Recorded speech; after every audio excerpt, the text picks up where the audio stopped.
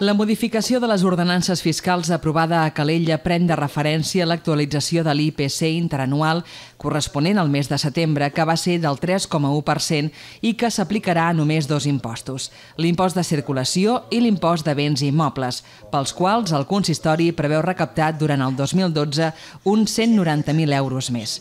Una proposta rebutjada pel Partit Popular de Calella, per qui la congelació de l'IBI era condició indispensable per donar suport a la proposta governamental, tot i considerar coherents la resta de canvis plantejats. Nosaltres també ens vam oferir, perquè en el moment de presentar els pressupostos, abans de presentar els pressupostos, doncs d'alguna forma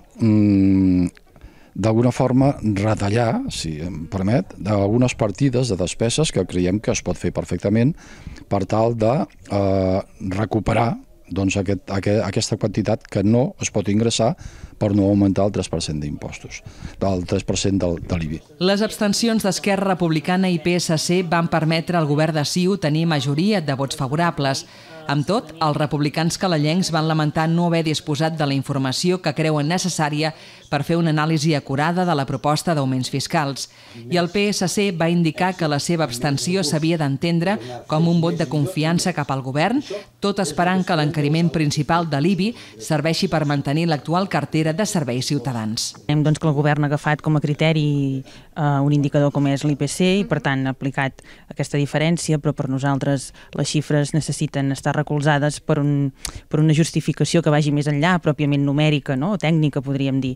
I, per tant, entenem que aquest és un criteri possible, per tant, bé, possible ho és, però no entenem prou elements per valorar si és l'adequat i si és el necessari.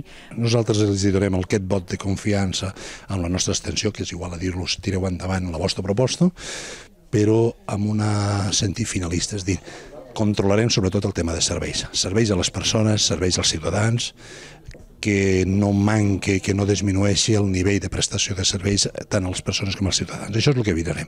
I on no estarem d'acord, i no serà per aquest sentit el nostre vot d'abstenció, en aquelles coses que no siguin necessàries. El govern de CiU va agrair l'actitud del PSC i Esquerra que, amb una abstenció responsable, en paraules del tinent d'alcaldia Xavier Pedemonte, van impedir que es bloquegés la modificació fiscal que afecta dos impostos, un d'ells, el més important en quant a nivell de recaptació, però en congela la resta. Uns augments que, segons Pedemonte, tampoc garanteixen l'equilibri pressupostari de l'Ajuntament de Calella. Les despeses augmentaran més del que recaptarem d'aquests ingressos. Llavors ja ho hem dit, que d'alguna manera, per coherència amb el que nosaltres sempre hem demanat, que l'índex de referència fos l'IPC, per coherència amb el nostre programa, que parlàvem d'una moderació fiscal, i perquè entenem que en el ciutadà no se'l pot castigar més, doncs realment entenem que haurem d'optimitzar molt més els recursos i estem disposats a fer-ho. Així mateix, es va anunciar durant el ple que la proposta de pressupost municipal es portarà a aprovació abans de les festes de Nadal, possiblement el dijous 22 de desembre.